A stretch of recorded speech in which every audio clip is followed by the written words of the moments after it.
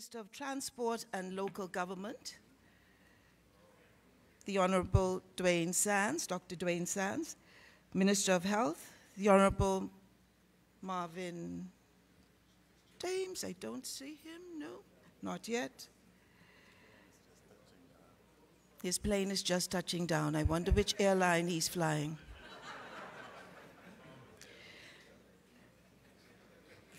The Honorable Frankie Campbell, Minister of Social Services and Urban Development, the Honorable Dionisio Diagla, Minister of Tourism and Aviation, the Honorable Michael Pintard, Minister of Agriculture and Marine Resources, the Honorable Darren Henfield, Minister of Foreign Affairs, the Honorable Romy Ferrer, Minister of the Environment and Housing, Senator the Honorable Dion Fowkes, Minister of Labor, the Honorable Brenzel Roll, Minister of State for the Public Service and National Insurance, Senator the Honorable Kwesi Thompson, who blessed us already, Minister of State for Grand Bahama, the Honorable Ellsworth Johnson, Minister of State for Legal Affairs, Senator the Honorable Catherine Smith, President of the Senate and other senators, members of the House of Assembly, other government officials. Is Pastor Lockhart here yet? Giora Israel, Senior Vice President of Global Port and Destination Development Carnival Corporation, and other executives of Carnival and members of the Carnival team. Sarah St. George, Vice Chairman and Chair Apparent of the Grand Bahama Port Authority Limited and Group Companies, and other executives of the group companies. Distinguished ladies and gentlemen, members of the long-suffering, resilient, and ever-hopeful Grand Bahama public. Good evening.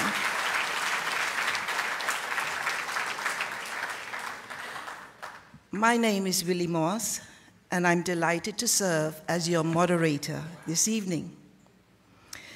It is so wonderful to have you all here with us tonight as the vision for the road to 2021 is unveiled. I'm especially pleased to have our Prime Minister and his entire cabinet, practically. It is a rare privilege to be graced with the presence of so many of our leaders at one sitting. And it is a phenomenal opportunity for you, my brothers and sisters. Need I say more? I've been told that a word to the wise is sufficient. The journey of 1,000 miles begins with the first step. So said the ancient Chinese philosopher Lao Tzu, who is believed to have been a record keeper in the Zhou dynasty in 6th century BC. While little is known of this ancient philosopher, his words have echoed through the ages and have been a source of encouragement for millions, yea, perhaps billions, especially when it seemed that the task ahead was insurmountable and the mountain too high to climb. I believe for many of us here tonight, and especially those of the Grand Bahama community, it has been hard to keep the faith. But tonight, the journey on the road to 2021 begins. And it is my pleasure to welcome you to this long-awaited and anticipated event. This evening, you will hear from 3 persons without whom this vision could not have become a reality. And once you have heard them, you are invited to join us next door in the Education Center, where you can speak directly with the Carnival team and learn more about the wonderful opportunities available for each of you, both during the journey and at the end of the road. The first of such persons who will address us tonight is well known to all in Grand Bahama. She's the daughter of the late Edward St. George and now sits as vice chairman of the Grand Bahama Port Authority and its group of companies. Like her father, who I worked with for some 24 years, She is well studied in the areas of business, finance, and law. And despite her dainty size, she has sat at the helm and steered the course through many a choppy seas, not to mention a few hurricanes. Please join me in welcoming to the podium Vice Chairman of the Grand Bahama Port Authority and his group of companies, and my dear friend, Sarah St. George.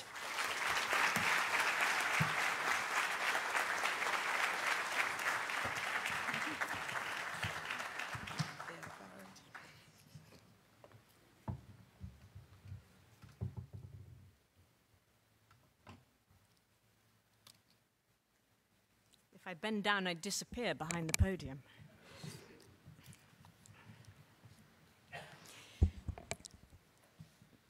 Dr. the Most Honorable Hubert Alexander Minnis, Prime Minister of the Commonwealth of the Bahamas, members of the Cabinet, parliamentarians, and other government officials, Mr. Giora Israel,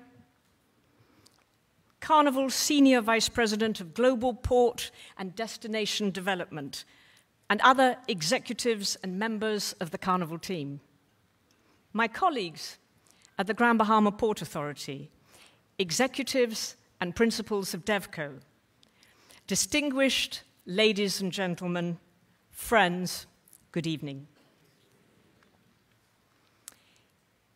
If it's true, as the great statesman Benjamin Disraeli said, that there's no education like adversity, then we Grand Bahamians all deserve PhDs in dealing with the challenges we faced. In nautical terms, we've had to batten down the hatches, weather the storms, trim our sails. But they also say the wind and the waves are always on the side of the ablest navigators. The Bible says in Psalms 107, verse 23, "They that go down to the sea in ships, that do business in great waters, these see the works of the Lord and his wonders in the deep." So it really fills my heart with pride and joy to be able to stand here today and say we are witnessing one of those wonders. I and my colleagues at the Grand Bahama Port Authority could not be more proud to be part of this occasion. To know we've played our part in making this new port a reality, to see it actually come to fruition on our watch. And as my father Edward would have said, it's high time too. Mind you, the Grand Bahama Port Authority has never ceased to cast its net wide on the seas. But it's hard to catch fish in a storm. Some say, if your ship doesn't come in, then swim out to meet it. And one fine stroke, I met my father's very good friend, in charge of Carnival Global Ports, Giora Israel. He surfaced like Neptune, only without the green hair, and spoke like a sage. I and my brother Henry have since spent many hours with Giora here in Freeport, in Nassau, in Miami, Fort Lauderdale, London, France, and even Hong Kong. And I've come to admire and respect him in the same way as my father did. Once I found myself sitting next to Jose Alberto Carbonell, Director General of the Barcelona Port Authority, and I asked him if by any chance he'd heard of Giora Israel. Of course, he replied. Giora is the guru of the cruise world. So you see, those who know him and who know Carnival's whole team, from its legendary chairman, Mickey Arison, CEO Arnold Donald, Christine Duffy, Armando Corpus, David Candib, Rick Miguez, Marie Mackenzie, Gisela Mazzilli. The people who know Giora and this impressive group can tell you, I can tell you, that we're fortunate indeed to have the kind of good friends we have in Carnival, because good friends are hard to come by, and good friends don't let you down. Carnival has been visiting Grand Bahama for over 45 years. Its earliest ship, the more French-sounding Mardi Gras, steamed over to Freeport with about 900 passengers. Today, Carnival brings some 490,000 people a year to us and still makes up about 85% of all our cruise traffic. Carnival is the largest tourist leisure company in the world. They own ports in Cozumel, Mexico, Grand Turk, the Dominican Republic, Honduras, Barcelona, even Japan, Australia, Dubai, Spain, Italy, and New York City, among others. And they've chosen to expand right here, not in one of their 57 other Caribbean ports, not on some remote private island, but in the very heart of Freeport. But please, please don't do what I did and what Rupert did, and ever refer to their shiny 106-strong fleet as boats. Please remember to call them ships, because you risk the wrath of Neptune, and these are indeed magnificent, state-of-the-art ships, 350 meters long, each carrying 4,000 to 6,000 people. And the new ones, which we'll soon see here, are fueled by liquefied natural gas, LNG, not petrol. They're clean and environmentally friendly. This is a new blue dawn, and Phil Galanis and eco-warriors can breathe more easily. What else do we know about Carnival and their commitment to our island?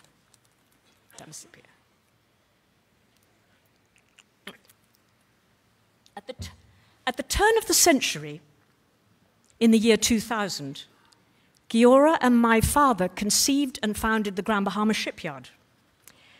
And it's since become, and still is, the only cruise ship repair facility in the Caribbean, the largest in the hemisphere and the busiest in the world.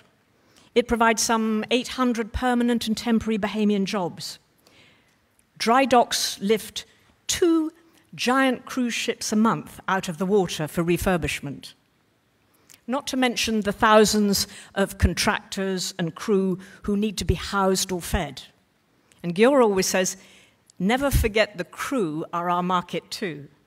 And again, Carnival chose Freeport to develop its new digital concierge medallion. So what does all this tell us about how they execute a plan and what we can expect to follow after today?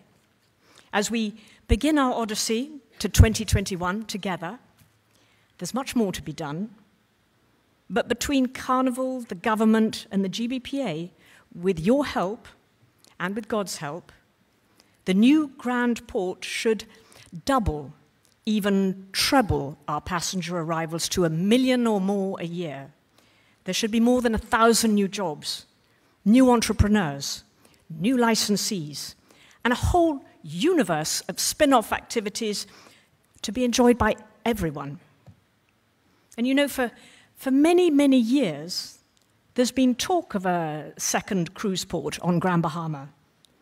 But it's not entered into lightly. The investment is huge, maybe Carnival's largest to date. And cost recovery is long, decades even. So we owe Carnival a mega thank you for its vision, its unwavering confidence, and its continued faith in this city this island, and its people. This is a truly Bahamian, sustainable, long-term investment. And we're not a one-horse town either. Carnival's greatest rival in the cruise industry is Royal Caribbean Cruise Lines. And yet, Carnival and Royal Caribbean are equal partners in the shipyard. They coexist side by side. They sit round a table together. And what does that also tell you about Carnival's business approach and how they operate? Their platform is our springboard to things we cannot yet imagine. Here in Freeport, we can see what can be achieved through cooperation between the public and private sector. 60 years ago, Grand Bahama was an island with a population of less than 5,000, scattered across a marshland with virtually no infrastructure. As a result of the Hawksbill Creek Agreement, we first took that giant leap from a creek to a cruise port, as we're doing again now.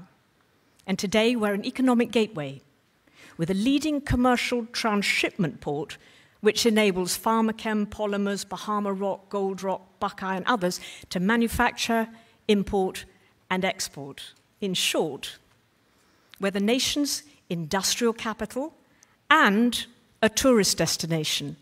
That's remarkable. We're still channeling the work of visionaries like Charles Allen, Wallace Groves, Sir Charles Hayward, and latterly Sir Jack Hayward, Sir Albert Miller, and my father, Edward St. George, all champions of this very special economic zone under the HCA, a model now copied many times over in the world. And remember, Freeport has always had to invent itself. There's no oil, gas, gold, or diamonds, maybe the odd conch pearl, but we are rich in nature, blessed with magnificent seas, freshwater reservoirs, and a fantastic geographic location. And now that we're seeing those green shoots of growth, we mustn't be afraid to blossom again. In the spirit of Omar Khayyam's Rubaiyat, come fill the cup, and in the fire of spring, your winter garment of repentance fling. Let's labor merrily and sing, for the bird of time is on the wing. Or for those like Fred Smith, QC, who prefer plainer language, it's work like a captain, party like a pirate. In closing, I'd particularly like to acknowledge and thank the current administration under the leadership of Prime Minister Dr. Hubert Minnis for recognizing the amazing potential of this new anchor investment and for working tirelessly to turn this dream into a reality. You know, in a transaction, you often hear the expression, the devil's in the detail. Well, your soft-spoken moderator and Graham Thompson's legal eagle, Willie Moss, safely and swiftly exorcised that demon. Thank you again, Willie. And I'd like to extend the same gratitude and appreciation to Cherise Brown and DevCo co-chairman Raymond Chow and my brother Henry. Also to our partners, the Hayward family, represented by Rupert and my childhood friend, Rick.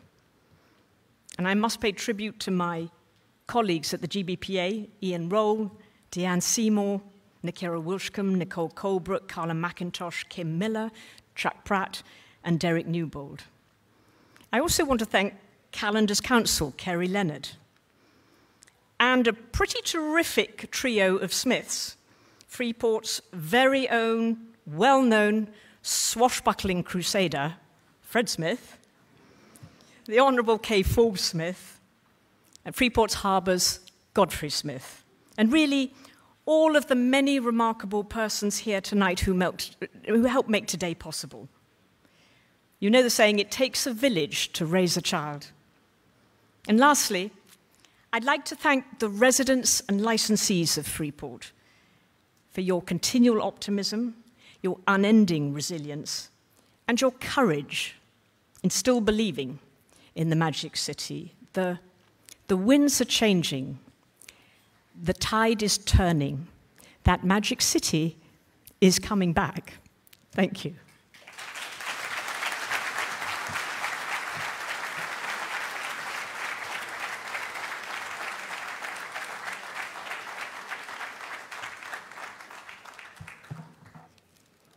Thank you so much, Sarah. I could sit for hours and listen, and we'll have to have you back to tell us a little bit more about those stories that you learned and remembered so well from your father, but it'll have to be closed audience.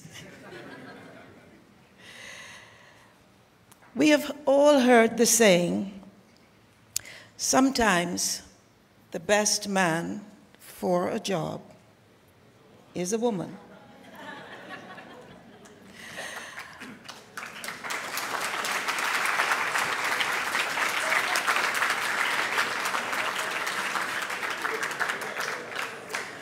I believe that such is true for the amazing young lady who will now join me on the platform.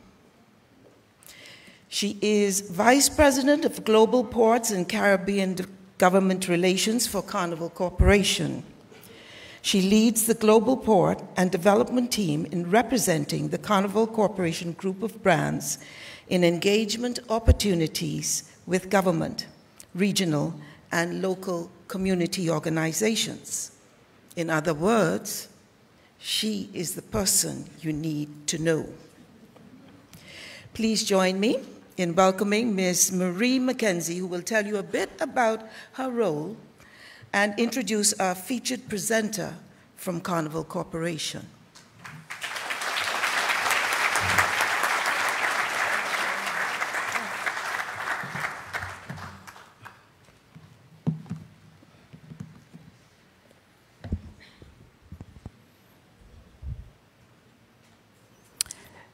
The Most Honorable Prime Minister, Dr. Hubert Minnis, honorable members of the Cabinet, executives of the Grand Bahama Port Authority and associated companies, my fellow Carnival team, ladies and gentlemen, good evening. I have the pleasure this evening of introducing a man who I not only personally admire, but have grown to respect over my years working with Carnival. However, before doing so, I wanted to briefly share a bit with you about my role with Carnival and why I'm here today. Again, as Mrs. Moss mentioned, my name is Marie Mackenzie, and I am Vice President in the Global Port and Destination Development team for Carnival Corporation. I'm primarily responsible for leading government and community relations in the Caribbean region on behalf of 8 of our 9 cruise brands globally. I work in this capacity with about 27 countries and 57 ports in the region. I've been with Carnival for about 23 years. February 13th will be 23 years, so I started when I was 10. And have served in very different capacities, but mostly actually in the area of finance. So my background is finance and accounting. But I can share that I am a proud island girl from Jamaica, not Exuma, okay? Every time I come through immigration, I'm asked if I'm from Exuma because my last name is Mackenzie, but I believe that we're all one family, right? Okay, good.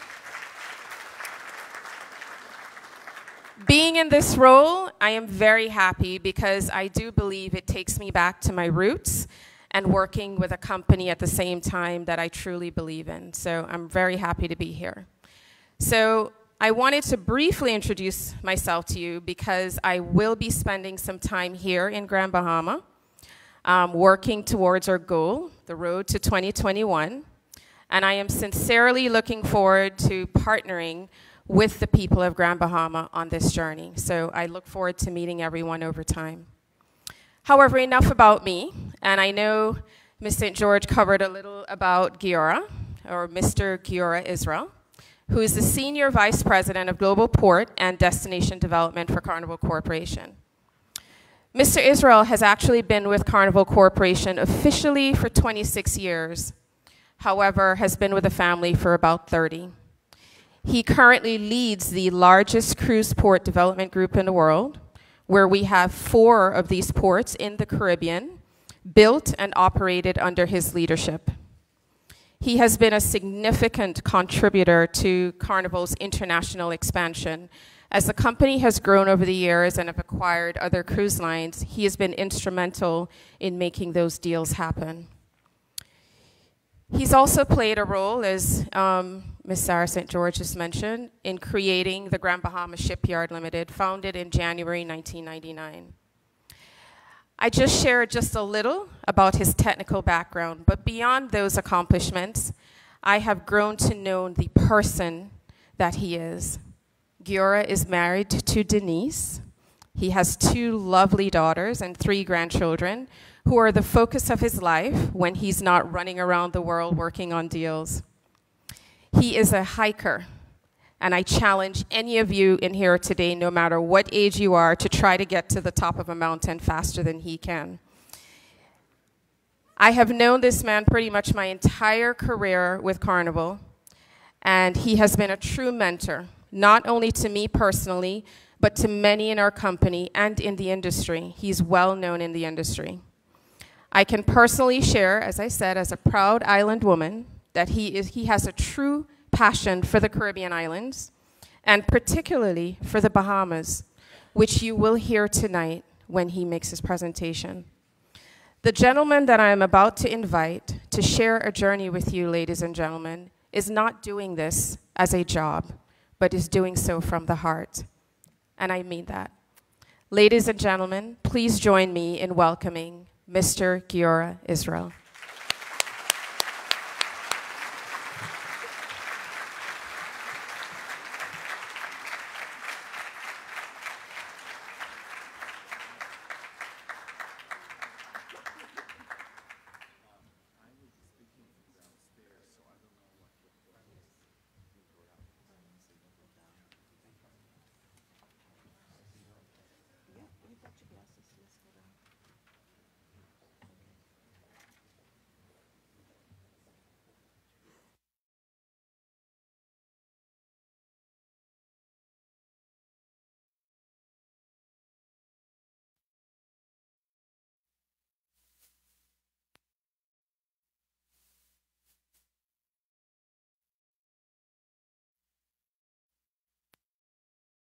It on. Okay, now? Better now? Okay. Honorable Prime Minister, honorable members of the government of the Bahamas, and I have met every Prime Minister who served in the Bahamas since independence. I worked with a lot of ministers and many of you, but I've never seen so many ministers in one room. So I'm humbled. I'm honored that you make it, and I hope I won't disappoint you. It's extraordinary. I've never seen more than 4 ministers at a time. So to see you all here, the time you have taken shows your commitment, obviously, to your community, which is so dear to you, but also for this project. So I thank you, members of the Grand Bahama Port Authority group of companies, and ladies and gentlemen, the people of Grand Bahama. I'm here coming to talk to you. So I will take some time. I'm not a good speaker because I can't read from speeches. So I have some slides to show you and tell you a story. And I hope I will not run into dinner, but bear with me. So we will just start my presentation when this thing is working, get technology working. Indeed, it is. And I want to start, by the way, with the name Grand Port, just to explain that this is just a working title. This is not the definitive name of the port. The marketing people are still thinking how to call it. So for now, we're calling it Grand Port. So that's just a working title. You have heard about Carnival Corporation already from Sarah a little bit, and obviously from Willie Moss. And let me take a moment to, Willie, where are you going? Because I just wanted to say thank you. I know Willie for over 20 years. I've worked with Willie a lot during the creation of the shipyard, during her period when she was the president of the Grand Bahama Port Authority. And obviously Graham Thompson happens to be the corporate law firm of Carnival Corporation for over 25 years. So Willie, thank you for helping us today, and thank you for your kind introduction.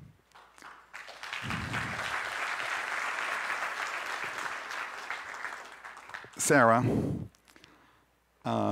thank you for your kind words. A Neptune I'm not, but I want to thank you very much for your kind words. I want to thank the family, both families, St. George family and Howard family, and I've known both Sir Jack very well, and I've known obviously your father very well, and that both children and in one case grandchildren are here. I'm honored. Thank you for coming. I wanted to move forward by telling you a little bit about Carnival. And you heard we are a large cruise company, but more importantly, we are a global player. This year, we will carry 12.5 million people going to 729 ports in 134 countries. We have operation everywhere around the world. We have 122,000 employees worldwide. And this little miracle started with one little ship that barely made it.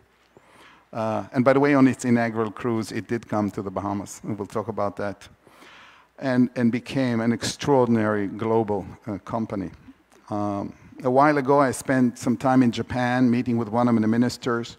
So I prepared myself, how many passengers we have, how many calls we have.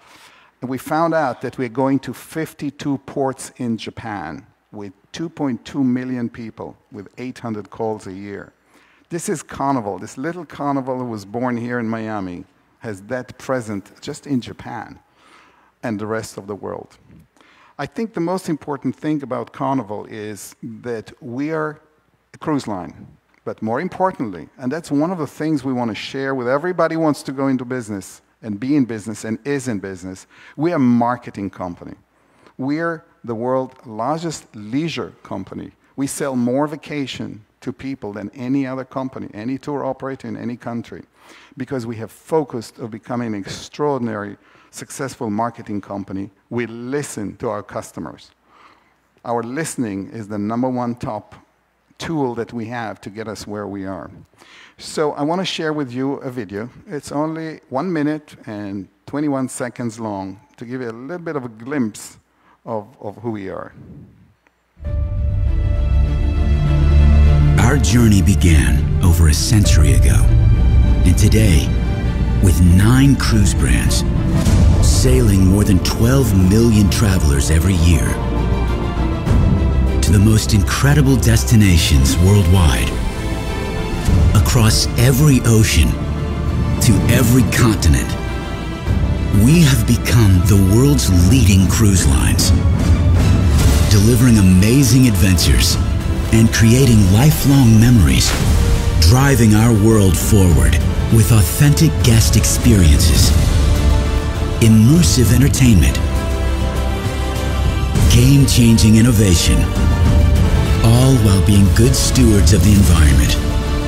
With our guests always at our core, we connect people, places, and cultures around the world.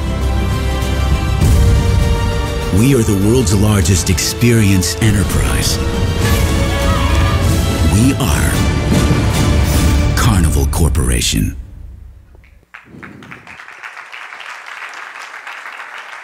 Our relationship with the Bahamas is going back to day one. But today we have 35 different ships that, from 6 of our 9 brands that are carrying over 1.8 million individual customers. So some of them going to 2 ports, 1.8 individual customers.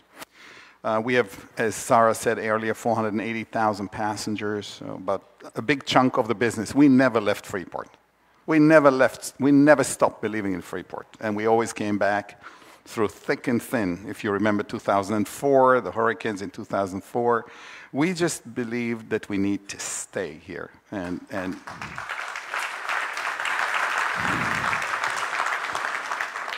you heard about the shipyard, but we do other things as well. As you know, the Ocean Medallion, which is a state-of-the-art technology, we're doing it here with you in the Bahamas, and we will expand that.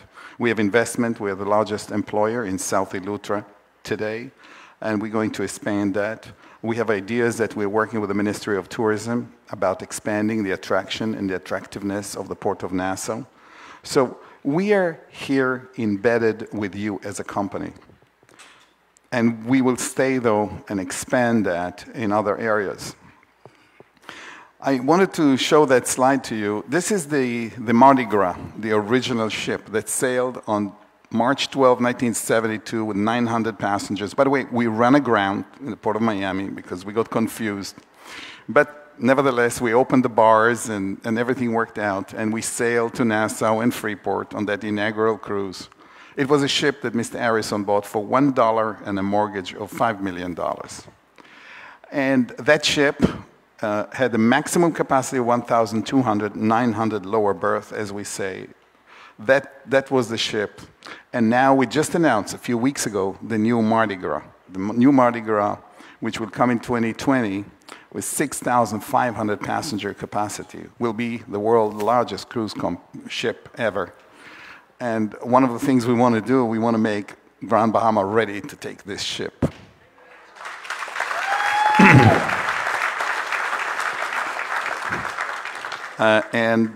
So we're waiting to get this done. The ship is being built, and it's on its way soon to come, and we'll be here in the end of 20. We will be a little late, but we will anxiously wait to finish the construction so she can come here. We're building more of those ships, so there won't be only one. There will be more of those. I want to tell you a little bit about our team, because everybody talks about me, and I'll talk about myself even more. You'll get tired of me. But I think that you can't develop ports and projects without a good team. So we have an in-house team. We are doing a lot of the things in-house. And then we work with a lot of people in the community. This will happen with a set of people that we will make it all happen. We, if you'll excuse me, we, the government, we, the Port Authority, we, the people of the Bahamas, we will make it together. I have 12 members from Carnival here today with me. So I'm not just coming here only to talk to you today by myself. We are 12 people together here. And by the way, we will be able to communicate with you in the next room after. And by the way, to the people in the next room who are watching me on television, hi. We just have an overflow room there. These are the expensive seats over there. So hello there. And by the way, this is the first time that I'm giving a speech on a project that is streamed live on the internet. So those of you on the internet, keep on watching. The good news is coming. So let me tell you a little bit about the team that we have. I want to introduce, yeah, I'm okay. I'll fall. We have the team here, so I want to introduce you because you will see these people by far more than you will see me. I'll remain responsible, but this project will be responsible. The responsibility lies on the shoulders of some very talented people who will work with all of you on all these opportunities, with all of you, the construction company, the architects, and the development and the permitting for the next 3 years until, or 2.5 years, close to 3, until we open, and then forever, as long as they work with the company. So let me start by introducing 3 to you. So the first on the left, and we took pictures with no suits, you know, so they look like they really are. Marie McKenzie, we took her one day to the shipyard. Marie McKenzie, you introduced her. And you know all about her. She's trying to fix a ship. God help us if Maria is to fix our ships. But she looks good in uniform. And the second person on the right, who, by the way, is standing, I'll tell you his name in a minute, he's standing in the on the surveyor mark of our property. And that was his first visit on the property. And this is Armando Corpus. Armando, can you get up? Armando is in our team for 12 years, and he has been involved. He is responsible to get all the permits, so he will be working on environmental permits, and he's responsible also to build the port. He will be building not building himself, no, but he will be responsible to work with architects, with designers, with subcontractor construction company over the next 3 years. Armando has built ports for us in the region, and is monitored projects for us all around the world. He's very talented. Don't ask for a raise. He's very talented and has also a great team with him that supports him. So, by the way, we are working on multiple ports simultaneously. We're working on 14 different projects simultaneously while we're doing this one. So we have a team to deal with that. And that's Armando Corpus. The gentleman in the middle who seems to have fun is David Kandib. David, would you please get up?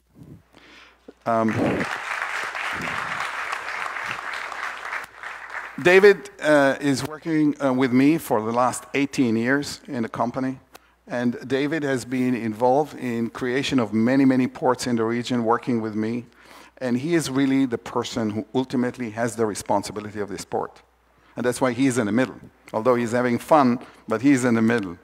It may not be so much fun to do it, but he's having fun now. David Kandib will be the person who will have the overall responsibility of delivering the project and later on being responsible of also operating it for years to come directly and through other people that are working for him. So these three people and a little bit of me, this is the people you want to know. These are the people that are responsible, and they either can give answers or direct you to people who can give you answers. And they will stick around to make that happen. And there will be more. By the way, we have been coming to the island for the last year and a half. But we were kind of hiding because we were still working on details to see if it'll work or not. So we ended up getting bad food either in Willie's office or in Fred's office. Now we can go out of the closet and enjoy nice restaurants. And so this is this team. But beyond this team, we have other people in the room. And I will not go through a long introduction, but a few I'll stop. So the first is the CFO, Gisela Mazzelli, who is the CFO, the Chief Financial Officer of the Port Groups of Carnival Corporation. Gisela.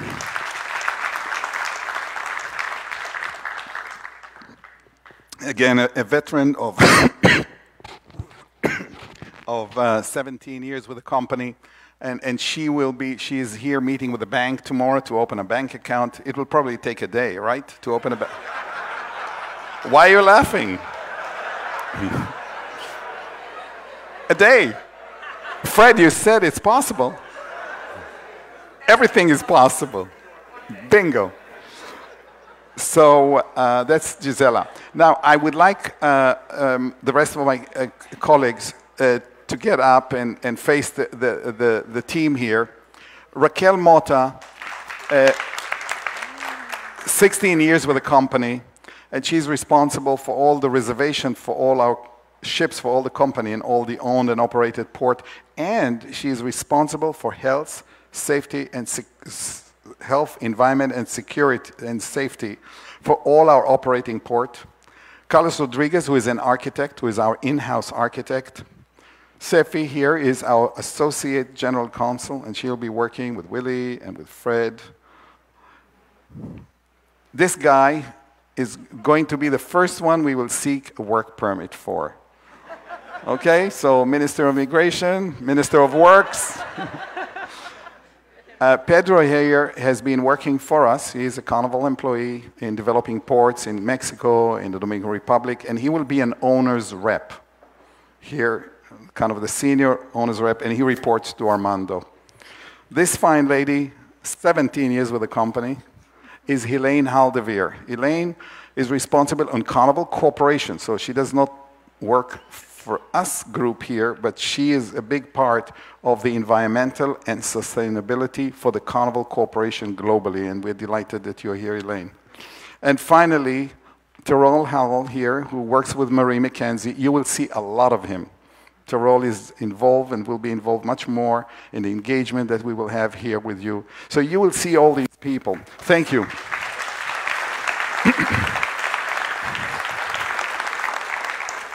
We're just in the introductions.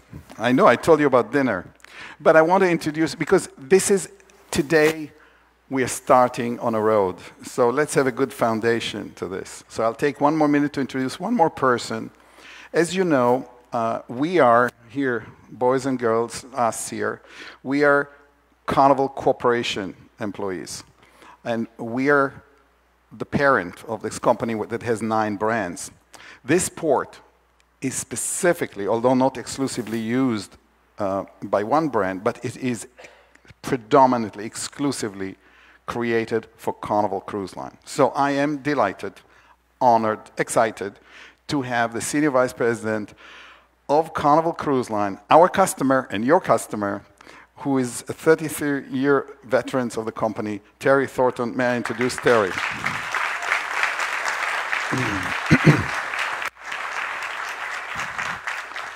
I think I finished with the introduction, but these are important introduction because I want you to know these people and leave me alone and talk to them. But you by now know me, so you'll know how to find me. I wanted to take a minute, I hope it's working, yes, to tell you a little bit about myself because I think it's relevant, because you'll understand in a minute. On the left-hand side, I'm 21 years old, which is 45 years ago, no more. Yeah, 45 years ago, I'm 21. I'll be 66 the day after tomorrow. I'm a tour guide taking tourists on a jeep to Mount Sinai and the monastery of Santa Caterina in the Sinai Peninsula when I was 21. I've been in tourism all my life. I started in that position. I then ended up in Israel. I was born in Israel in a large hotel. I started in the kitchen. I was cutting onions in Garde-Manger, Intermétier. I started in the kitchen. Then I went to hotel school. Never went to university. Started working at the hotel business. And then one day, because I was in the Sinai, I was a diver. I always liked to dive, and I still dive until today. A call came from a company who wanted to develop a network of marine parks in the Caribbean. And that company is called Coral World. And they asked me to come and develop this chain of underwater observatories in the Caribbean, to start in St. Thomas, Virgin Island, then move to Ocho Rios, then to come to Nassau, and then expand in other parts of the Caribbean. So I took my newly minted wife, and I picked her up, and I moved to St. Thomas in 1983. And I lived in St. Thomas. One of my daughters was born in St. Thomas. And we built Coral World in St. Thomas, which is, by the way, still there. The company I used to work with went bankrupt many years ago, but new owners took it over in St. Thomas. If you go to Cocky Point on the East End, after Tutu, if you know where that is, on the way to Red Hook, that's where Coral World still is today. And then I came to Nassau. So while I am in St. Thomas, I started working on Coral World Bahamas, which was a very complicated project. I had in the beginning 2 young Turks as my lawyers. You know who they are, right? They just came out of the Pindling administration. One of them is called Perry Christie, the other one is called Hubert Ingram. They were our first lawyers. And true. And by the way, that didn't last too long, and then we ended up with another interesting law firm of a gentleman who is not with us, I believe, anymore. I hope I didn't say anything wrong, but I hope he's still with us, actually. Patrick Tooth. Patrick Tooth was a lawyer in Nassau, and he had a small law firm, and he had 3 lawyers working for him. Guess who?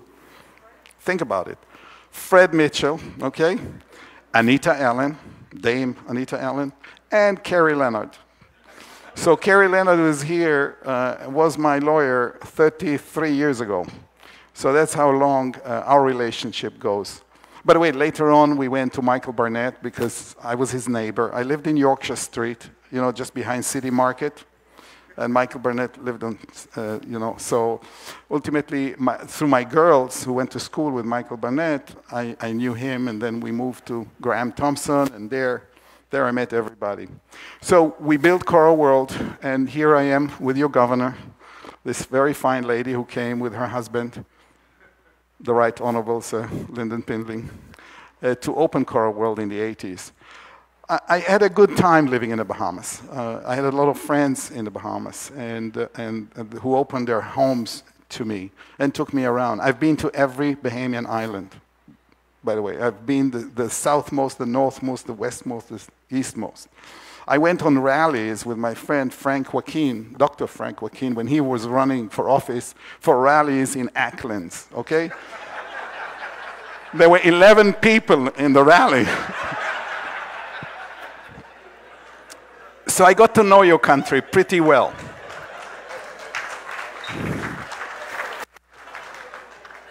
I remember coming here and going to Potter's Key dock and buying a cup of conch salad for 25 cents. Do you remember that? Nah, you don't remember that.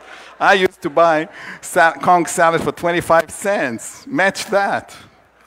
So I just wanted to tell you that I have some special feeling for this country. My daughters went to school here. I had doctors here. Dr. McNeil was a pediatrician for my children, and Frank Joaquin and Eleanor were my doctor, my wife's doctor. And we were part of what the Bahamas was and at that time, but I never discontinued the relationship I have. And it's special. One special picture I wanted to show you, which, you know, don't laugh, but is it working? We need to maybe... Okay, here we go. This is, I know, don't look at my shorts or anything. This is Tommy Thompson. This is Tommy Thompson. And this is me, whatever. This is Miss Universe of the Bahamas. I think 1987 she was Miss Universe, or 86 or 87. Yeah, April, correct, April. Ava, correct. And we opened in Nassau the first artificial man-made reef. That was opening day. So I just wanted to show you that because Sarah said I'm Neptune. In some ways, maybe I'm a little bit of a Neptune, but I always liked the sea. The sea and the ocean was always part of me. So I just wanted to share this with you, that I do have a special place in my heart, in my family's heart, with the Bahamas. And you can't take that sand out of my shoes. It doesn't work.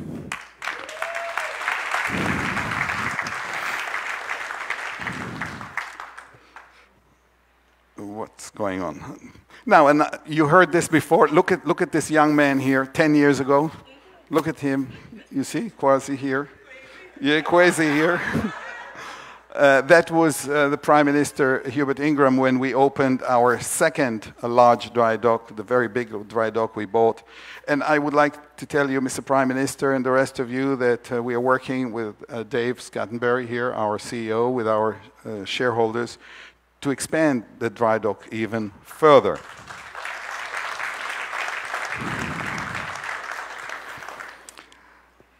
The person that brought me here was not one person. We're mainly two people. Two people brought me to Freeport for the first time.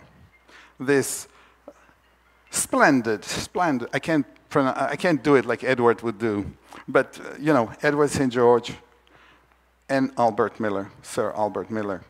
Both of them, I met them both in 1985, and they always said, it's much better in Freeport than in Nassau. Why are you stuck in Nassau? Come to Freeport. And so I got to know them. And at that very early stage, we started talking about a port in Grand Bahama. We did. We went to Williamstown, we went to Sweetings, we went to every place, and we wanted to make it happen because Edward and Sir Albert and Sir Jack, who I also interacted with him, they understood that that part of the island is a little bit commercial. You know, there is the refinery, the power company, the shipyard will be coming soon. There will be maybe a container. You know, that was even before Hutchinson. So they understood we need to have a recreational port, more connected to the recreational area, like where our people want to go. So we worked on it again and again and again. I will be, by the way, speaking to the business opportunity, is it called business? On the 21st of February. Business Outlook. I will be here, Business Outlook, in a couple of weeks. I want you to know I gave a big speech at the Lucaya Hotel on February 9, 2009, exactly 10 years ago. 5 days from now, I was there. I gave a speech. I don't know if any of you heard me. I talked about we will build a port. I said so, and here we are today. It took us 10 years, but we're here today.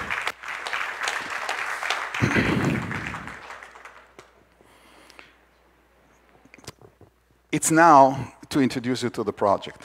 I know it was a long introduction, but I just wanted you to introduce you to our team, to tell you some of the story, and now I want to introduce you to the project that we're here all wanting to hear about.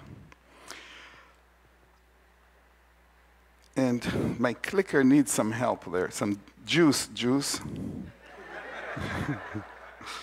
So we can dim some of the lights, please.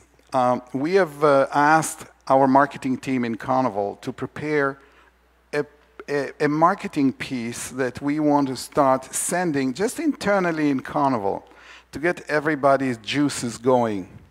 So this is an internal video that we're showing you. We showed it to some other people already. The Prime Minister has not seen it, and so we're showing it now for the first time officially. It's an internal video to start getting us in the mood of what we want to do here.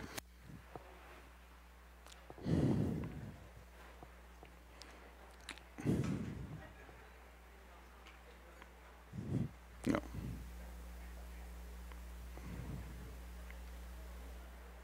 It always takes a few seconds.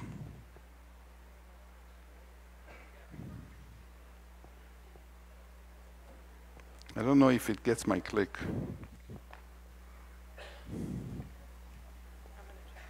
No, okay, no. That's not the video.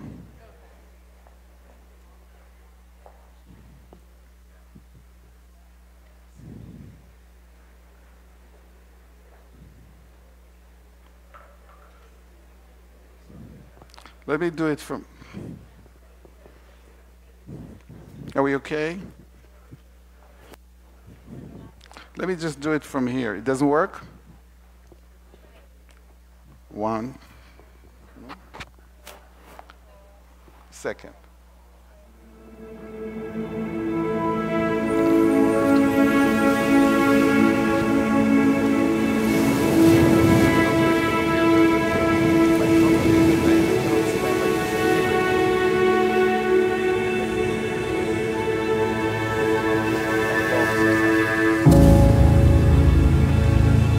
An opportunity lies with each step we take. 1 foot in front of the other. Each step brings us forward, closer to something unexpected. Slowly revealing, we discover, we create an opening, a door, a gateway to some place wonderful. A passage to some place authentic. Connecting us all to some place grand. Walk, and we are transported. Step into the Bahamas. A place that reflects the Bahamian identity. Each ingredient, each layer, a colorful mixture. The spirit and the heart of the Bahamian people bring to life timeless stories, bursts of color, passionate personalities. Bahamian culture, African roots, colonial architecture create a picture rich, vibrant, and welcoming. Land and sea meet. Adventure awaits. Excitement calls to the daring. It sings to the bold. A culture that sparkles as bright as the ocean. Marvel at the natural beauty of Grand Bahama, with gorgeous beaches, stunning coral reefs, diverse wildlife, and clear blue waters set in a world of bliss and wonder, creating an expression of the truest experience, protecting and sharing the great beauty of the Bahamas. Arriving by sea, a private destination is a chance to connect personally and meaningfully with an exclusivity that welcomes travelers to an exclusive private destination. This empowers Grand Bahama and its people to deliver stunning, seamless, authentic experiences like no other place can. Grand Bahama, a place that brings history to life, captures the Bahamian spirit for all the world to see.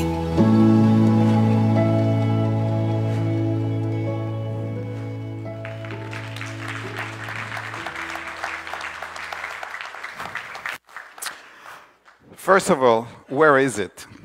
So here we are. We have a map. You know approximately where Port Lucaya is, you know, where the university campuses.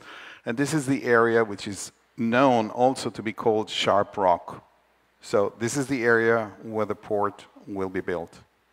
We have engaged with the Port Authority and DevCo, who own the land. We entered into an agreement to buy the land, and we started in the early process of having meetings with government. Obviously, land transactions need to remain confidential. I hope you appreciate it.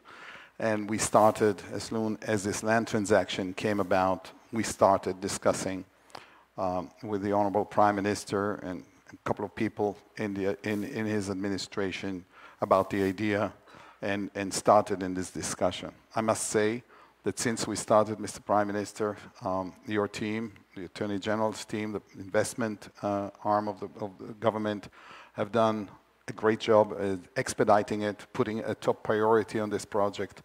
And we would like to thank you and the Cabinet and the civil servants for doing so, to allow us to be here today and tell you we have a deal. We have a handshake with the government of the Bahamas. Thank you.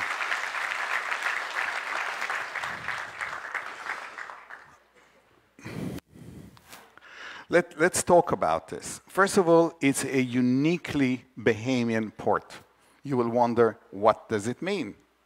And I will show you a little later. But it will be the largest port we have ever created. And I'll show you that a little bit more. We will invest here more than invested in any port, any transit port anywhere in the world to date. So this is a major investment. It's a major facility to take us, the destination, everybody, to take us all. Remember, tide lifts all boats. We will help with this project because we will support it with a massive marketing campaign from ourselves to really reintroduce Grand Bahama, which, by the way, some of the cruise lines have abandoned. We never did. But we have to reintroduce Grand Bahama as a cruise destination. I'm happy to tell you, actually, that Freeport Harbor Company are actually working on enhancing their port as we speak. And we congratulate FHC of doing so, Freeport Harbor Company of doing so. First of all, for the next almost 3 years, we will still be clients of Freeport Harbor Company. So the better, the merrier. And if it opens slots to our friendly competitors, who they better come and discover Grand Bahamas, the better. More, the merrier. We will also creating an economical engine, we hope, we believe, to Grand Bahama. I think, and that's the thing you, as people of Grand Bahama, are most interested in. There is no question that this port will touch every person in Grand Bahama. I can't guarantee a job for everybody. We cannot guarantee a contract for every company that may provide us services, but we will want to touch every person who lives in Grand Bahama. That's our mission, and we will.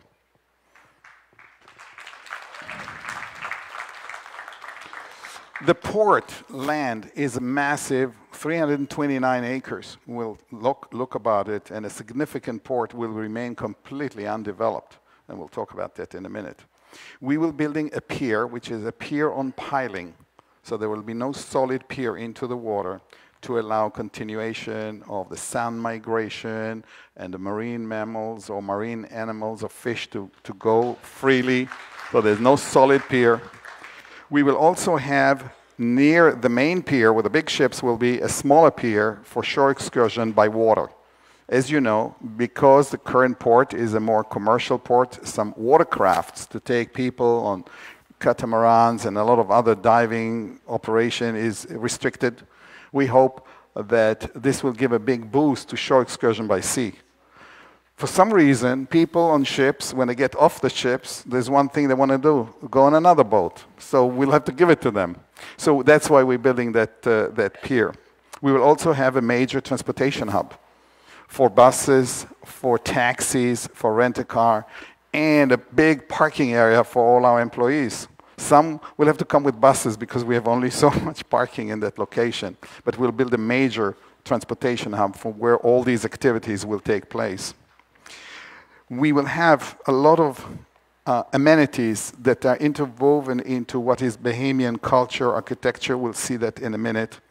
And food, which we'll offer to both our guests and our crew. So when we say a 6,000 passenger ship, we should not forget about 2,000 crew members. So when we will have 2 big ships, we will also have 4,000 crew members. And they like to eat, they like to drink. And by the way, they have to pay for their food. Like the guests, nothing is for free. And by the way, not to pay us, but to pay the restaurant operators that hopefully some of you are sitting here today. So let me show you a little bit more about the port, if the clicker will work. So this is the piece of land. By the way, this little area here on the left, this is what we call sharp rock. It's just a rock outcrop. It's a few acres, and this is the length of the facility. This is where the pier is, and each one of these are ships that can take 6,000 passengers. So that's the magnitude of the size. This is the excursion pier. And just to show you approximately the piece of land, and let me go into a little bit of details. The first thing we wanted to do is to do a general layout and see what do we do with this piece of land.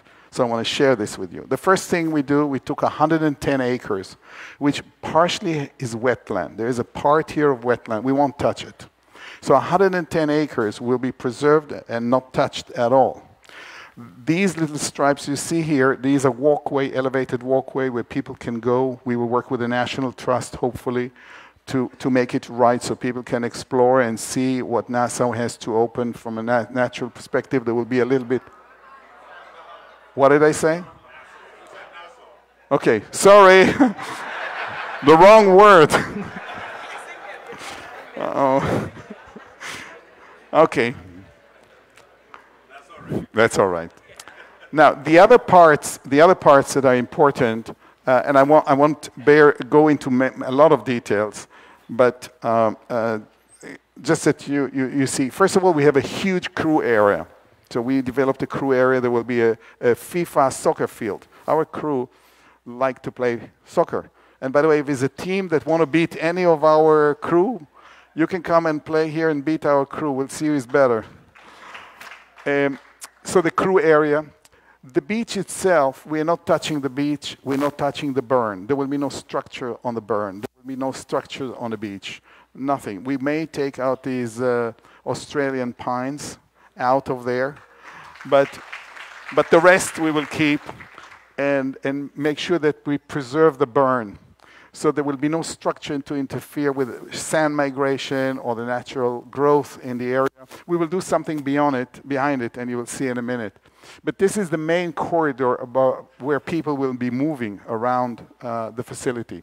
But it's built so they go straight into a village, a small village, some food and beverage operation, we'll talk about it in a minute, and then they go to the transportation hub. So the people are moving out of this through here and from here, and you'll see it in a minute. There is an amenity area, but there is no water park a la Orlando, any big slides or anything like that. We want to keep it very low-key, so there are no... Where's David Wallace? No zip lines. So we decided to create something that they can enjoy being here, and that will give them what they think. Remember, we're giving our customers what they really want or what they think they want, while at the same time they will have so much offering of tours, some that exist today and some that will exist tomorrow. Let's go to the next slide. This is now how it looks better. So first, let's start with the two red arrows. The two red arrows are where we communicate in and out of the port. These are the two gateways. And we'll talk about the arrow on the top. That's where the taxis, as I said earlier. And here you can see for the first time a feature that we invented, which is how do we move the people around without putting them on vehicles in the location. Remember, this is 345 meters. This is 1,300 feet long. And people with flip-flops, with children, the elderly, people in wheelchairs, they cannot walk a lot. So they can walk on top of the burn. There is a natural walkway, so they can walk on the top of the burn. And behind the burn, it's already partially a little bit lower area, we will build a little canal. And they will go back and forth on this canal on little boats. That's how they have the option, so they can walk out. So they get off the ship. This is a security area, the ship security area. Our security will be at the entrance. This is the ship security. So they get off here. This is where all the ferry operation, whatever, ferry, excursion, catamaran, swimming, snorkeling, whatever will be developed. And we will talk about that another time. And here you can see a little bit in color of some of the things that we do. These little things in the water here, these are very popular. I'll show you a picture in a minute. These are tiny little cabanas where people can come in and they spend $100, $150 and they spend 6 hours in the cabana. By the way, our ships will arrive in the morning and they will stay all at least 8 hours. We hope, Terry, the Carnival will stay longer. This port will be designed to operate day or night. So we will have a night operation here. We want them to stay longer.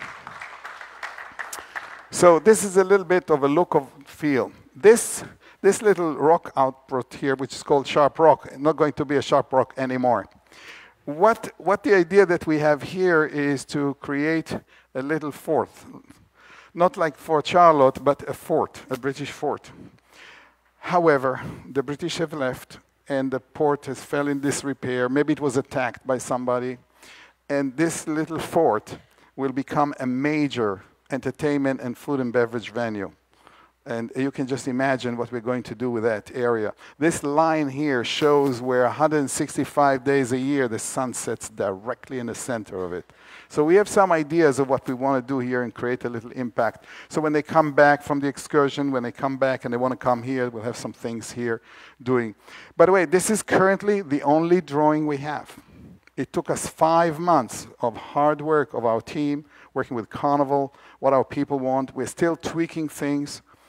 But we are happily showing it publicly today for the first time that this is about what we want to do. There will be a lot of changes, a lot of architects that will be engaged.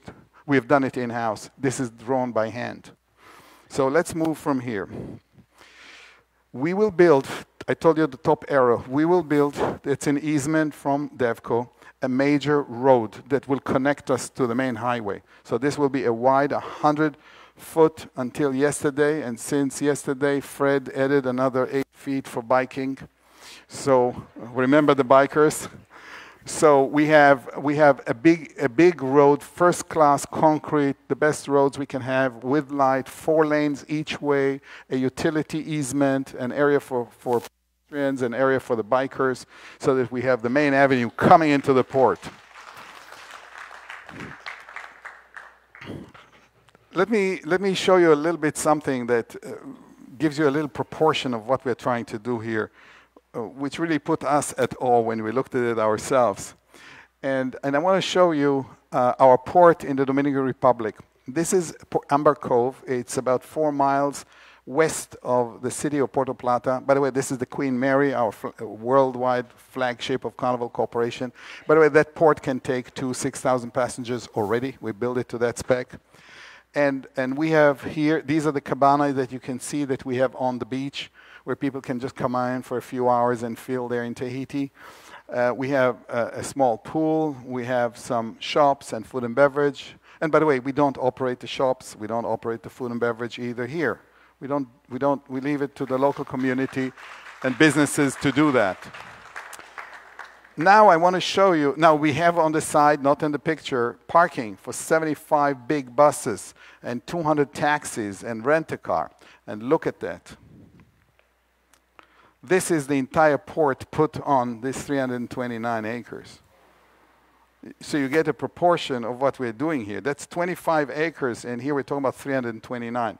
Indeed, we'll not be developing a big chunk. And by the way, there are a lot of areas here in acreage that we will not be developing either. So we believe that maybe 150, 160, more than 50% will not be touched at all from the property that we bought in order to give it space, allow it to expand over time. But let me show you another one. This is Mahogany Bay. Mahogany Bay is a port we opened in 2000. By the way, the team that you see here, they built these 2 ports. They've done it. This is the island of Roatan, the Bay Island, as you know, that used to be Spanish Honduras. So now it's called Honduras.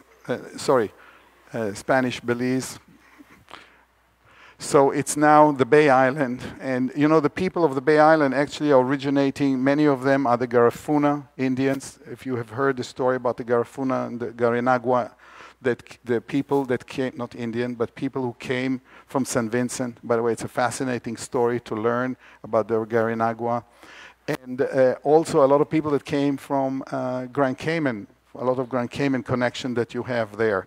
So English is the language actually in Roatan. It's a beautiful island. And we have found a local partner that had the land when we developed this project. By the way, this is a coral reef, a live, beautiful coral reef, just around the corner as we come in. So we developed the port on the top. We developed a beautiful beach. We have a big bus and boat transportation. Again, we have where the ferry, where the water operators operate from the buses and so on. And this project, I want to show you this project on our map. Here, this is this project. So 25 acres and 30 acres. And we are now going to develop 329. It puts a little perspective as to what we're going to do here.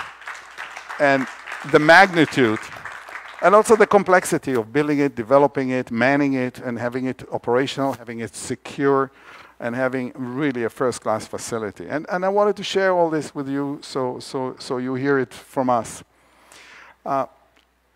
Next what was our inspiration to do this? Where is it coming from? So what we have done, no, we have not hired a single Bahamian to do this because we couldn't tell them what we are doing, so we did it ourselves. I was involved a lot, but we also had part of our team members to try and understand what's the essence of the Bahamas. When you say the Bahamas, when we wanted to remember the first word, uniquely Bahamian, what does it mean, uniquely Bahamian? And so we started accumulating everything in our mind of what is uniquely Bahamian. So I want to share with you what is our inspiration as we go to develop it. Before that, because it's important, the slides have flipped here for me, I'll handle it, is to explain the opportunity for Bahamian in the port. First of all, there will be a lot of jobs at the port, directly for us and indirectly. We expect to work with a lot of subcontractors for services and for construction, with a lot of people who will be running the shops. We will have a straw market, a real straw market, not made in China. We will have, we will have, nothing wrong with China, nothing wrong with China, but the Bahamas has so much to show. Why don't we show the straw work that comes from Georgetown Exuma here? So there will be a lot of people that will be involved in areas of the direct employment during the construction, the pre-development phases. The pre-development phase actually will start hopefully on Wednesday. We're starting to prepare environmental impact studies. So all the works that will start, they're all starting now. That's where we start slowly, step by step, hiring people as we move towards the goal of start of construction. Remember, we need to get all the permits from government, and let me tell you, that will be easy. And then all the licenses from the Port Authority, and that will be as easy as easy. By the way, I'm not preempting any due process, and we will do everything and anything to comply with any law, any regulation, and then some. We want to be completely transparent in this process. We want to do the right thing, and we want to do it together. We want to do it together, the right thing. A lot of jobs, majority of the people actually working in the port once it's open are actually in the food and beverage and retail area. Those will be many hundreds of people. We will have to serve at times thousands of lunches in a 19-minute period. My fellow Americans like to eat between 11:30 and 12:45. So we'll have to serve them a lot of lunch. Those who are not on excursion or sleeping or something, we'll have to serve lunches. We're gearing ourselves to accommodate thousands of people eating lunch in various methods, various restaurants. And that will be an operation. And we will be working and starting. The food and beverage operation is very complicated because we need to find the partners who want to work with us, and we want to work with them. And we need to identify them, work with them. We will have workshops here in Grand Bahama starting probably 45 days from now. We will start talking with people who want to get involved in the F&B because we need to develop it and build it to the specification together with our future partner. There's a lot of work to do to get all this done. There opportunity to develop, as I said before, the seabed excursions. There are a lot of good land excursions here, and you know them, and we are using them today, but there will be an opportunity to develop new opportunities. We can go east, we can go with boats east to the east side of the island. We can develop new products, and we will again have a special session who everybody is interested to listen, because some of you may want to buy new boats or new equipment, so there'll need to be a lot of preparation. And again, probably on the tour side, and by the way, that will be done by Carnival Cruise Line. The port will not do the tours at all. Carnival Cruise Line will be the one who will work with you, and we will facilitate. Those meetings will start later this year about what the possibilities are, and work with the people who are interested to get that done. And again, retail, we want to have retail in the facilities. So just retail, by the end of the second year, or there will be 1,000 jobs at this port.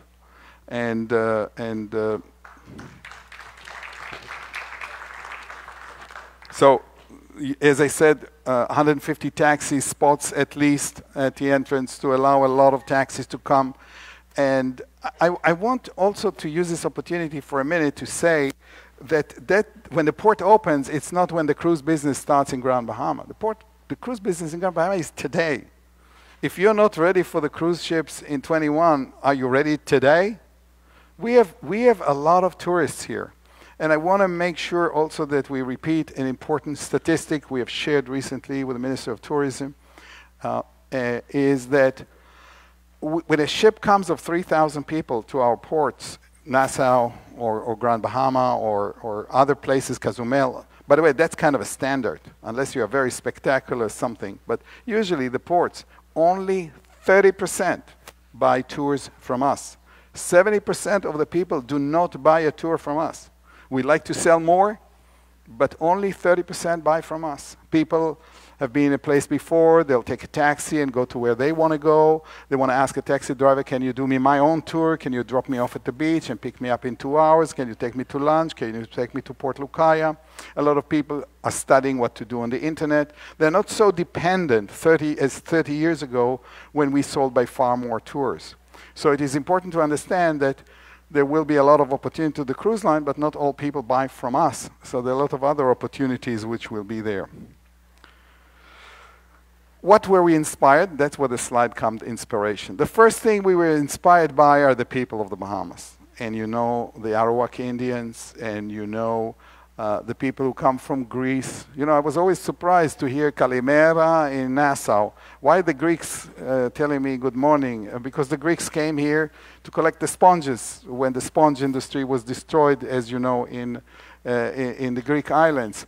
So we have so many aspects to what are Bahamian people. That was one inspiration, the core inspiration, the culture, the diversity of what Bahamian people mean.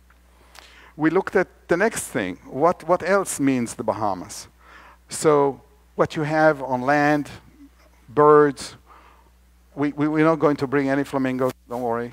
But it's an inspiration because actually the flamingo is on your crest. You have a flamingo, and it's very much a Bahamian thing on the Western Hemisphere. But we were inspired by that, and of course, not the least, the conch here. We'll talk about the conch later. But also the underwater world, which is so amazing. This is one of your biggest treasure. And remember, 2/3 of your flag is sand and sea.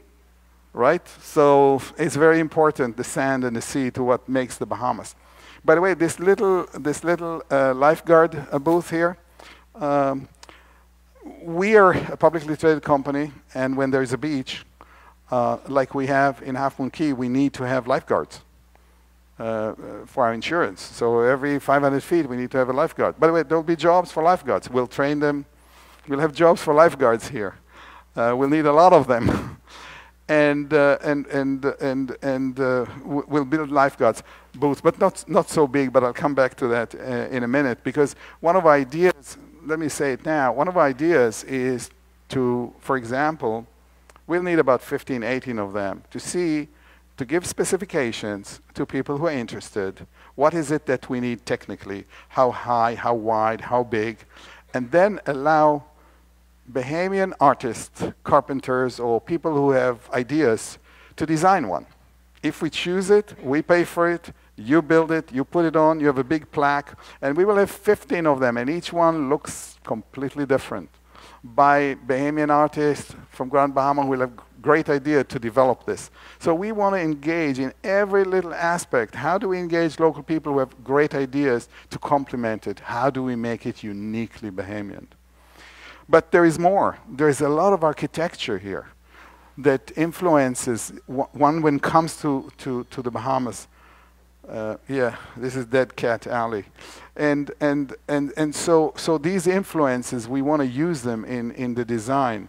We want to use, there is so much of past, some good memories, some bad memories, but they are part of what it is. So when you look at other elements, of architecture. Again, the straw market is predominant, and I see that police is well represented here. Yes, sir. Tourists come to the Bahamas, love to see the Bahamian Royal Force, police force. Actually, we have not started, but we may start right now. We would like to have a police station at the port. So we will be talking to the Commissioner of Police to have a police station. Why not? And by not, why can't we have a church as well in the port? So we'll be working on all of these things, but these are things that are inspiring us from the look and feel of what it means Bahamian. But it goes beyond architecture, and we have seen it before. And when we go to the next slide, we have a lot of history, a lot of people. By the way, a cousin of Sidney Poitier was the nanny of my girls when I lived in Nassau. Anyway, so you know some of these pictures and what they mean. They're part. you know, the races, the antique car races. All of this are inspiration. Each one of these pictures, each one of these people is an inspiration for us to define what is uniquely Bahamian, what is so special about the Bahamas. And I'm not telling you, I'm just showing you what we're doing, and without being Bahamians. So we looked at these things that we find in libraries, in places of things that were in the past or the present. And by the way, I see this on a wall that's called the Freeport Bar, or whatever, that brings back some of the past. We always like to be nostalgic, although not always in the past it was so sweet, as we know. But these things that are inspiring to see and to get the feeling of it. We're looking at other things that are important. The James Bond movie, and you know what this one is.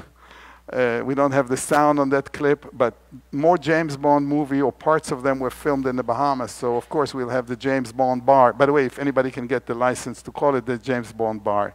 But why not we be influenced by all these things to bring the people in and give them, not artificial, it will be real. Not artificial, it will be real Bahamian, uniquely Bahamian experience when they come here, and to discover the Bahamas. We have an extraordinary, beautiful National Art Gallery in Nassau. We don't have anything in Grand Bahama in the minute, but there are a lot of artists here. I've met already a few artists. Why don't we have a gallery here to showcase art of Bahamian artists? Hopefully the tourists will buy them. Let's show them. Let's do that. Or maybe we work with the National Gallery and make sure that a big chunk of the artists are Grand Bahamians rather than just Nassau artists. We have this beautiful 110 acres of space. Why don't we do something with the National Trust and to make it so the tourists that just come in for an hour can have a little bit of a look, and we can tell them the story of what we're doing. And when we move forward here as well, let's go to food and beverage. And here, you know, some of these things. Yes, Sands beer also. So there is, and Out the Sea and many others. So we would like, let me tell you what we're going to do. There will be no international or American or any brand on this port. All the brands will be either existing Bahamian brands, and I say Bahamian. Maybe we'll allow one or two people come over from the other island. But by the way, we will need to bring a lot of experience. We will need to bring experience. When we need to serve thousands of lunches in 90 minutes, we need some experience. And the partnership will be created, and that's where we start the process of enabling more people to get involved. But there will be bigger restaurants, and there will be a conch bar where we only have fried conch, and there will be an ice cream place where we only sell ice cream, and there will be the Grand Bahama Lumber Abaco Grand Bahama Lumber Company bar built with the pines of Grand Bahama, and on and on and on. Why don't we do that? And so we've been inspired by all these things. And the same, so we don't want to have shops that are called Diamond International. I love Diamond International, but not here. So we can have a lot of Bahamian or other names, or names yet to be created. I must tell you, when I go to Arawaki and I see Frankie Goes Banana, I take my hat off to the guy who came up with the name. I like the name. So we can create brands that don't exist, but let them be connected. Let them be part of what the Bahamas is. It's so important to give them, because they're coming to many islands or places, and they're kind of a synthetic experience, and it's so important for us to do it. And finally, we want to celebrate. You know, John Canoe, much better than I. Mr. Prime Minister, I'm not going to favoritism to one troop or the other. But when I was living in the Bahamas, I went and have admired several John Canoe shacks where these amazing costumes were built, where people were working very hard for months and many, many months to prepare themselves for John Canoe. We want to have John Canoe also part of our port.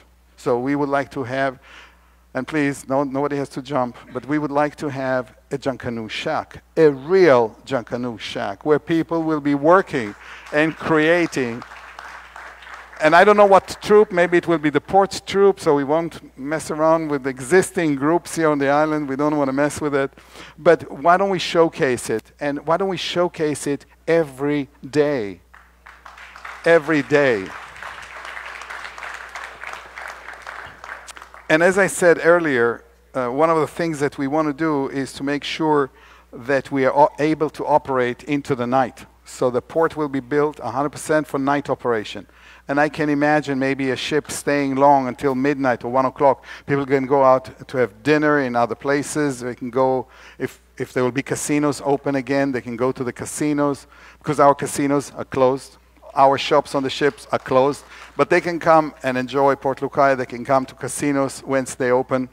And that final slide of the evening and the celebration, I want to finish and just to thank you for enduring this long, unprepared speech that a little bit tells us what we want to do here. We have not answered all your questions. Obviously, there will be more. And as soon as we finish, we're still eagerly expecting and awaiting the remarks by our Prime Minister, who will come up in a minute. But once the event will be over, then the people on the expensive chairs will have to get up first, and then we will prepare that room for where all our team will be standing around different tables, and you can talk to them about opportunity on things. We don't have all the answers tonight, I promise you that. But today we are starting the engagement. Today we are starting to talk. And today, thank you. And Marie's responsibility, Marie Mackenzie's responsibility, will be to ensure that we communicate. From today, we are communicating. We will communicate through you, through your newspaper. Thursday, I hear, is a good day. So we will be on Thursday in your newspaper. We will be on your radio. And we will have our webpage where we will communicate with you and tell you when there is an upcoming meeting. We will have many, many more meetings. We are just starting today. In summary, I would like to thank you, the people of Grand Bahamas. I would like to thank you in advance. We have to make it together. We need you. We need you to be part of it. We need you all, those in this one room, the expensive seat room, those on the internet, and those who will read about it tomorrow. I would like to thank the government. Again, I'm honored, Mr. Prime Minister, Deputy Prime Minister, Minister of Tourism, and all of you to be here today. You have given me a great honor to be here, and thank you so much for listening. And we will be engaging with all the government officials and necessary agencies. Tomorrow morning, we are going to have, from tomorrow morning, we have 5 major engagements. For the first time, we'll be meeting at 9:30 with the media, with the press tomorrow morning. We'll talk to them. Then at 10:30, we are meeting with a group of people that are concerned about the environment, and we will have our group talk about the environment and possible impact. What are we going to do? The environmental impact studies which we are going to do, both for the sea and both for the land. Then during luncheon here in this room, we will also meet with the Chamber of Commerce and other civic organizations here. Later in the afternoon, we will meet with government officials that are represented here. For example, custom, immigration, police, to start that dialogue with them that are here based on this island. And on Wednesday morning, we're meeting with the Christian Council of all of Grand Bahama, not just of Freeport, Mr. Turnquest. And we will be meeting with them on Tuesday morning. They are community leaders, very important community leaders. On Wednesday morning, I apologize, on Wednesday morning. And we are delighted from that opportunity. So with that, Mr. Prime Minister, I thank you for your patience. I thank you, the patient of your cabinet and other government official. I thank the people of Grand Bahama who came. Thank you so very much. Thank you.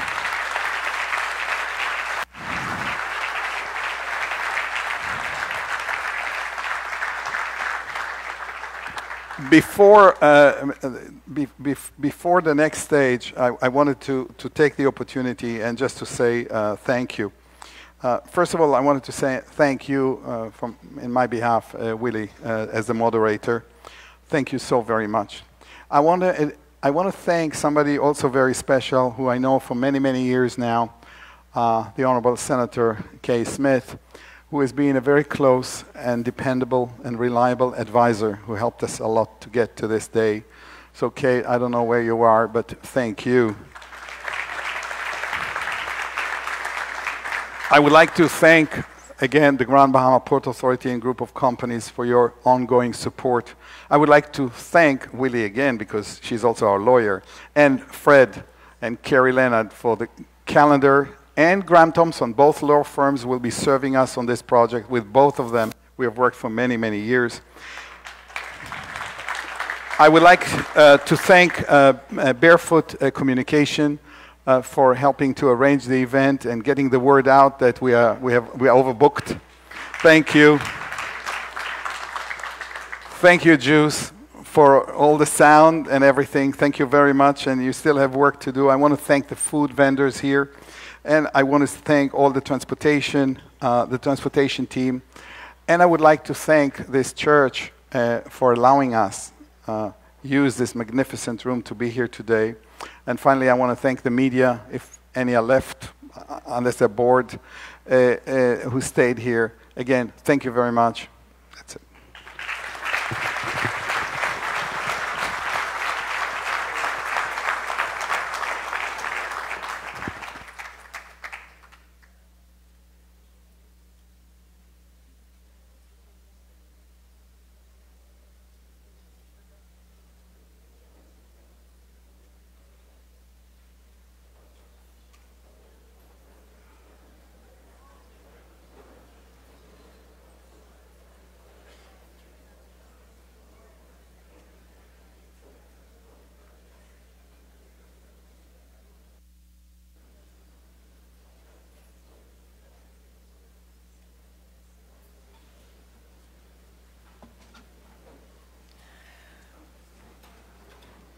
Wow, wasn't that exciting and stimulating and invigorating?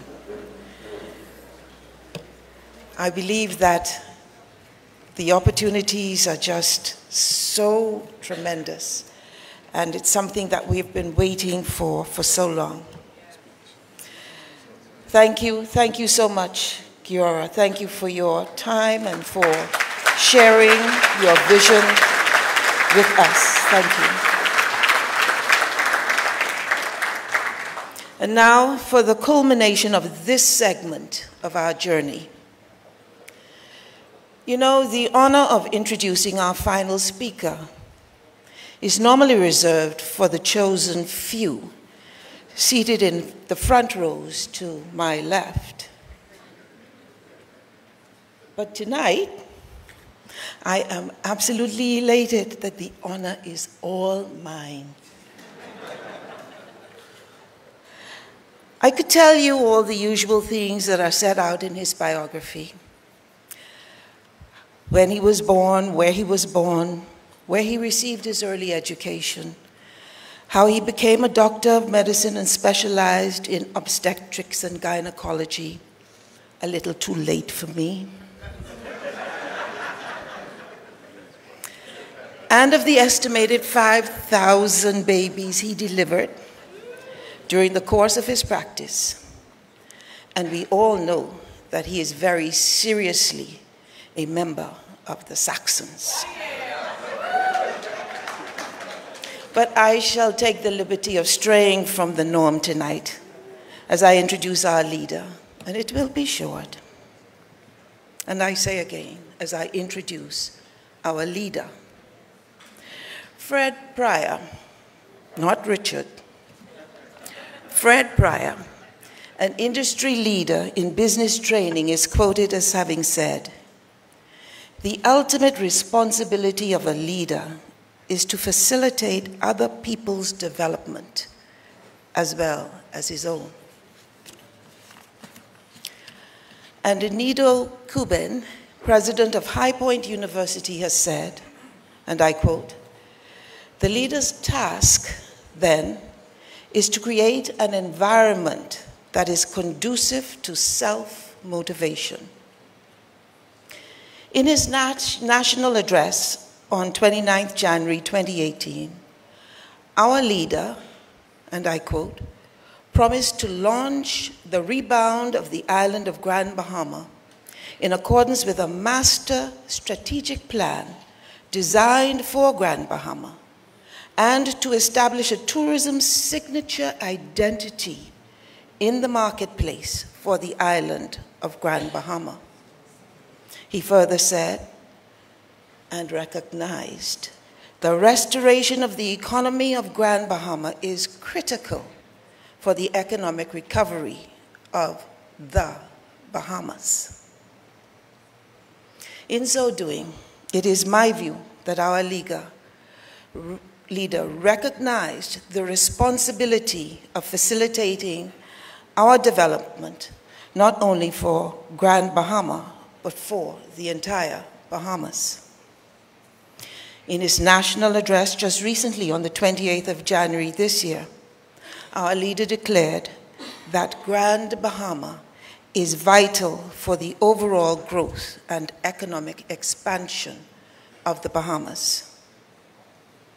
This evening, our leader, together with his cabinet, have come to Grand Bahama to create an environment that is conducive to self-motivation. He has come to confirm, that's his bio, commitment, to confirm his commitment to launch the rebound of our island and to establish a tourism signature identity in the marketplace for our island. Tonight, he and they have come to step with us as we begin our journey on the road to 2021. Please stand as our Prime Minister, Dr. the Most Honorable Hubert Alexander Minnis, comes to the podium to bring his remarks.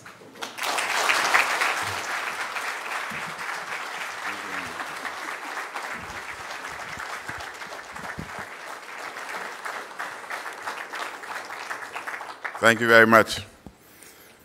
Before I start, allow me to remind Willie that by profession I'm still an obstetrician gynecologist.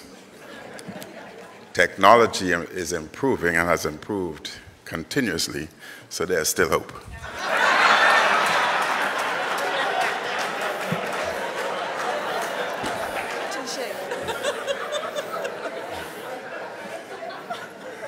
I also want to say, Giori, you have mentioned and stated that you were asking the public whether you can open a bank account in one day. I have challenged the banks, and I'm meeting with the banks in 2 weeks, every bank, including Central Bank, and we will open bank accounts in less than 1 day.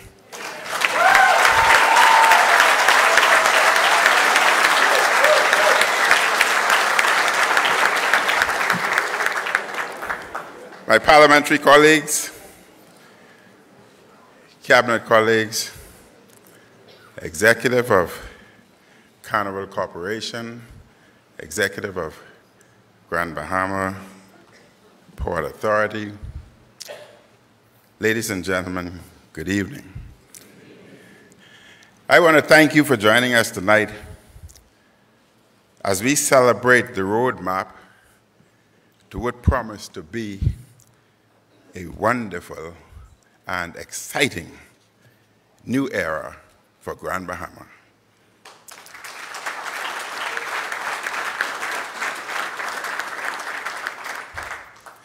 I would like to thank Sarah St. George and her family, as well as the Hayward family, for their continued commitment to Freeport and for their persistent belief in its enormous potential.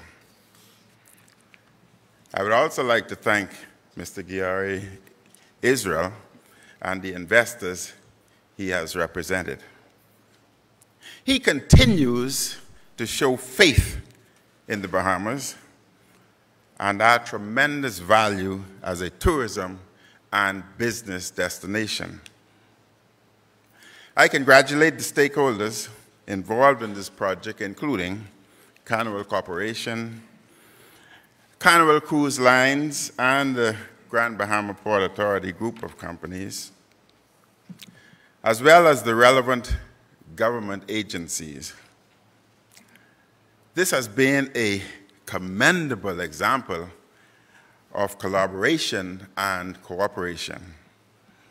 So, ladies and gentlemen, as I said in my national address last week, some years ago, a leading hotelier operating in the Bahamas was at a conference in another Caribbean country where there was a concern about what the opening of Cuba would mean for the region. And his reply was, wait till the Bahamas really opens up and see what that will mean for the tourism in the Bahamas.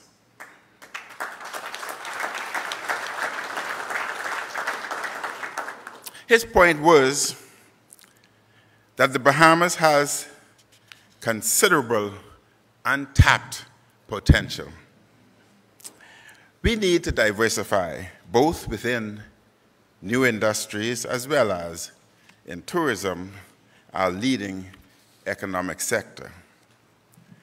The Bahamas Archipelago offers a wide diversity of tourism services and products such as cruising, boating, heritage tourism, ecotourism resorts, boutique hotels, and a range of experiences for visitors which are uniquely Bahamian in character. Within cruising alone, there are a variety of experiences we may offer. After many years of economic stagnation, there is a new spirit and a revival of hope for Grand Bahama. The development of the new Carnival Cruise Port is a part of this new spirit and will play a leading role in the revival of hope and opportunity. A new cruise port will lead to significant job creation in the construction phase as well as long term. There will be significant opportunities for business development and entrepreneurship by Bahamians.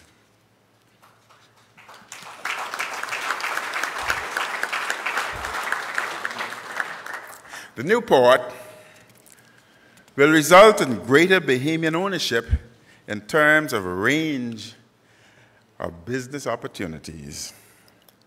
There is a compelling and essential premise that is at the heart of the government's ambitious vision and program for Grand Bahama. The economic revival of Grand Bahama is critical in the economic revival, growth, and expansion of the Bahamian economy. And this revival includes the Bahama Bay Resort and residential development, the former Gin Samur. We are on track to sell the Grand Lucayan, the temporary purchase of which was absolutely necessary.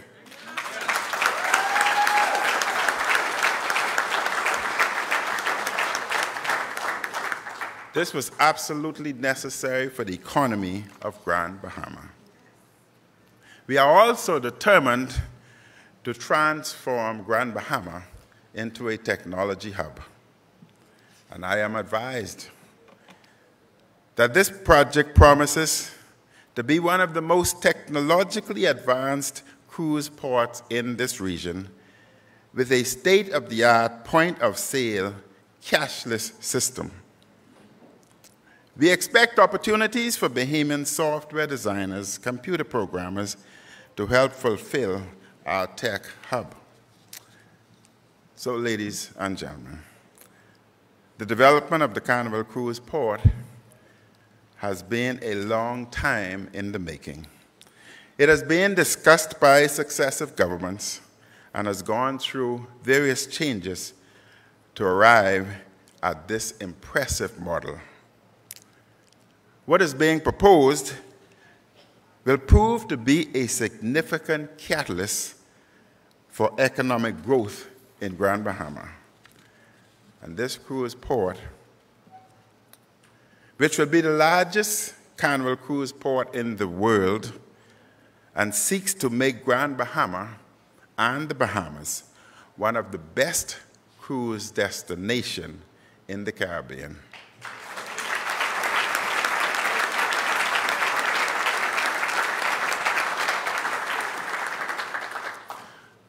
Contrary to recent reports, the assertions made that Nassau is the most dangerous destination is refuted emphatically. We take the issue of visitor safety very seriously. Bahamians are known worldwide for our generosity, kindness, and welcoming disposition.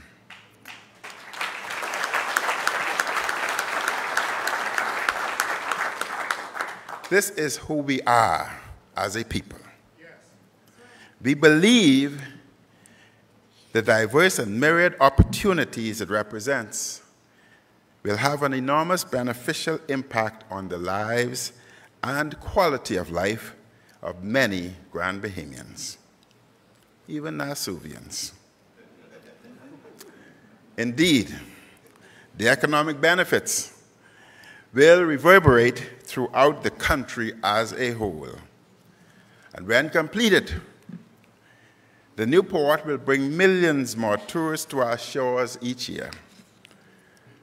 Grand Bahamians should prepare themselves for the potential benefits from the additional cruise passengers, including for shops,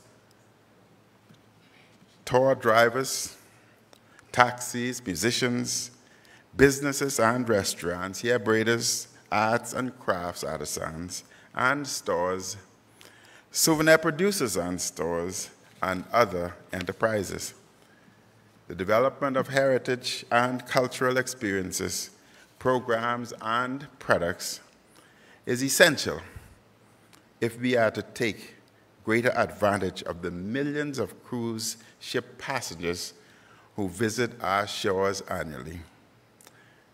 The new port will create hundreds of jobs in the short term and has the potential to provide more than 1,000 direct and indirect permanent positions within the next few years, as we anticipate the bulk of the on-island construction work will be done by Bahamian contractors, and the bulk of the retail and restaurants will be owned and operated by Bahamians.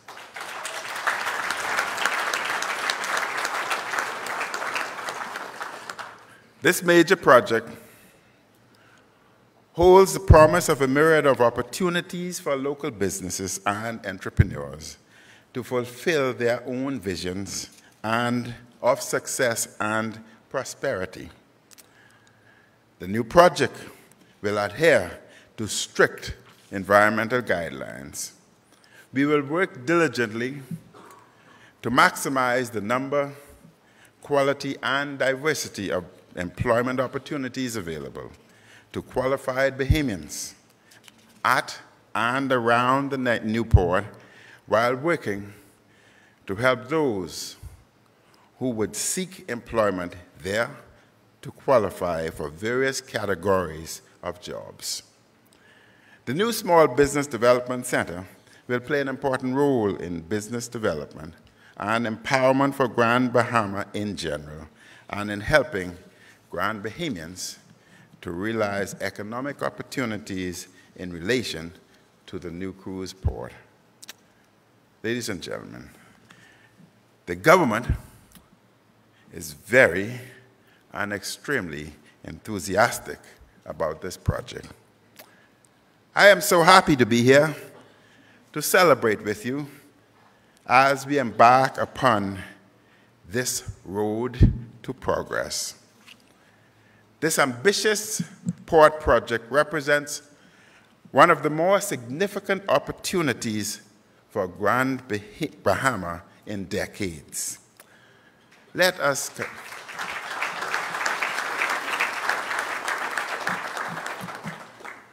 continue to work with a spirit of collaboration in the ongoing revival and renewal of Grand Bahama. I thank you very much. May God continue to bless each and every one of you. And God bless the Commonwealth of the Bahamas. Thank you and good evening.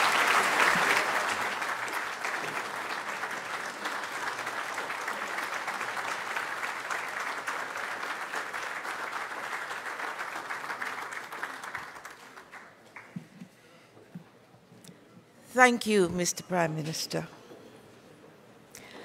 We have come to the end of this segment of the unveiling of the road to 2021. In closing, I leave you with a quote by the late Robert Schuller, who said, "The world of tomorrow belongs to the person who has the vision today."